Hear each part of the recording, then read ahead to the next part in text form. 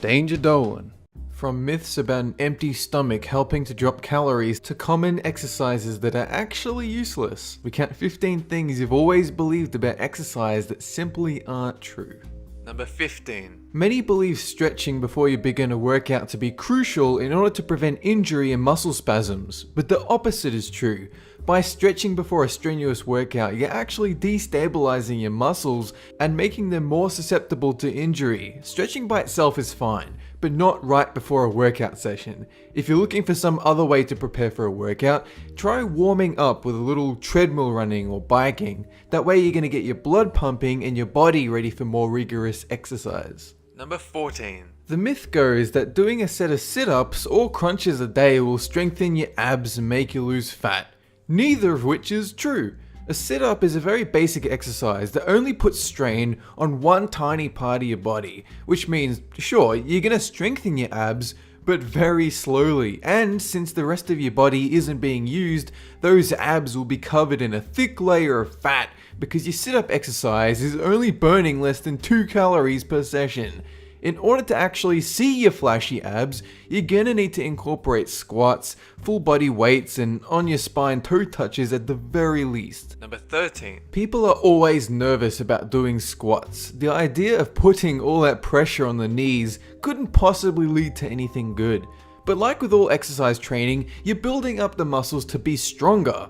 I was actually diagnosed with some mild osteoarthritis in one of my knees a couple of years ago, but now that I've been doing squats every day, my knees are more than fine. Today, I can crunch a cow's face in with my knee and have it squirt milk from its ear.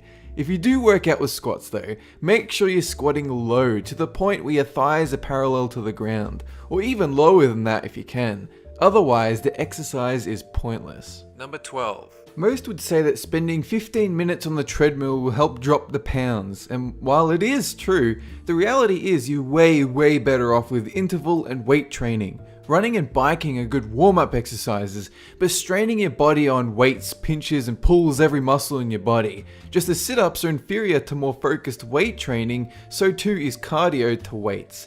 That's not to say it's all a waste of time. You're much better off running on the treadmill than nothing at all, but compared to healthy eating and interval weight training, you'll reach your weight goal much slower. Number 11. Some people feel that by exercising on an empty stomach, your body will bypass your stomach and instead tap into your fat stores to burn it much quicker from your body. While it is true that if the body is deprived of nutrients that it will use that body fat, working out is different. When your body has an empty stomach, it will instead burn into your muscles, which totally renders a fat loss diet ineffective. And furthermore, the lack of nutrients circulating throughout your body actually leads to a suboptimal workout, since your body is craving one thing and losing another. So there's no point doing this on an empty stomach, just work out even if you just eaten. Number 10. For quite a few people, the elusive idea of working out sits atop the vast pedestal at the peak of a distant mountain. To make the trip to a gym, preferably with friends to use all the equipment for a 5-hour mega session. That's certainly what I thought it was like when I was younger, but you should consider this. You don't actually need to go to the gym to work out. You already have most of the equipment you need: a rug, a chair, a wall, and a timer app for your phone. You can get a full body workout at home, and if you do feel like enhancing it with equipment, then feel free to invest in like a $40 weight set. Much less expensive and less of a hassle than visiting that gym every day. Number 9. The general consensus with those that aren't interested in bulking up or dropping tons of weight is that, well, if I don't have the time or I can't be bothered to work out hard every day, then there's just no point. But in reality, you don't need to work hard every day. If you can spare 30 minutes or even 10 minutes with minimal downtime, you'll look better, you'll feel better, you'll end up healthier, and you'll live longer too. If you're absolutely strapped for time per day and you actually can't fit in an exercise routine, at the very least, just walk or ride your bike to work, take walks on lunch breaks, lift weights with one hand and brush your teeth with the other. Combine activities and fit in what you can. Number 8. And speaking of combining activities, some believe that carrying weights on a treadmill means they are doubling their calorie burn because now they're engaging more parts of the body. And yes, it is true, you'll gain a slight extra burn. It still isn't worth it purely because of the risk of injury, and that's pretty high. With your body moving up and down, you'll find yourself with frequent elbow and shoulder injuries.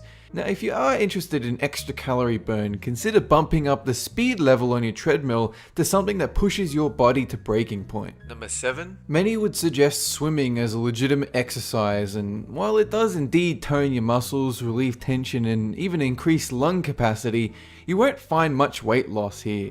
It's simple if you think about it. We are always fighting against gravity to stand up. But when you take that element away like you do with swimming, then you're not working as hard in your exercise than you would if you were doing it on land.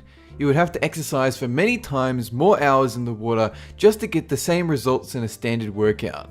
If you're more interested in weight loss than swimming because you enjoy it, stick with treadmills and bikes. Number 6. Now, there's a lot of confusion when it comes to dieting for an exercise routine. Most think that eating healthier is the way to go. But here's the reality. Your exercise burns a certain number of calories per day. If you're eating tons of vegetables per day and you're not burning that equivalent amount of calories during exercise, you will continue to get fatter. Think of it like this: if you eat 2 meals a day, you'd need to exercise until both meals were burnt off, say 1400 calories. 3 meals, you need to exercise longer, especially if the food was calorie-ridden like a Big Mac. You would need to work off upwards of 2200 calories. Number 5. There's the old expression, no pain, no gain, and a good deal of people take this to mean they must exercise until they are bleeding internally. At no point should workouts be painful. Sure, you might be sweating, breathing hard, and have maybe burning muscles, but in no way should you keep going when you have sharp pains in your elbow or chest. Pain is your body's way of saying, hey man, stop. You are actually dying right now, and I don't like that. Number 4. Now, fruits are essential when it comes to exercise. They are loaded with nutrients, including vitamin C. But strangely enough, fresh fruit aren't so great when you compare it to frozen fruit. By the time they've hit the supermarket shelf, they've probably been sitting around for weeks, and by that point, they have lost most of their nutrients. Whereas those sold at specialist stores and markets are typically fresh and ripe with all kinds of goodness. Frozen fruit is picked and stored at the same time, solidifying all the nutrients until the day you decide to unthaw it. Number 3. A lot of people swear by the machines at their gym, perfectly built to work out certain areas of the body and automatically putting your body in the correct position. More often than not, the person working out on the machine only knows the basics of how it works. Put arms here, push forward, repeat. And they don't know that the machine needs to be adjusted to accommodate their weight and height.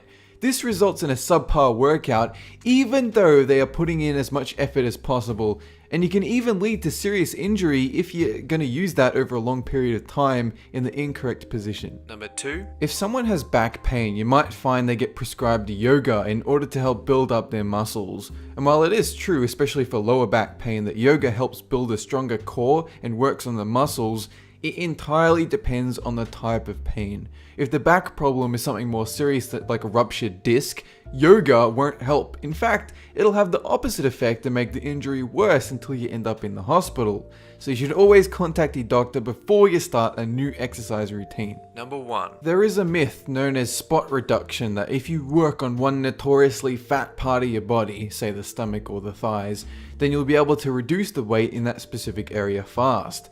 Well, this is just nonsense. Fat is all over your body. You have a percentage body fat that is all tied together, not a series of separate, unrelated fat zones scattered across your limbs and body parts. If you really want to lose the belly fat, you need to understand that you'll have to lose the fat across every other inch of your body, and that some exercises do this faster than others, such as squats and shoulder presses being infinitely more useful than something like crunches. That's it for this countdown, and have a good one!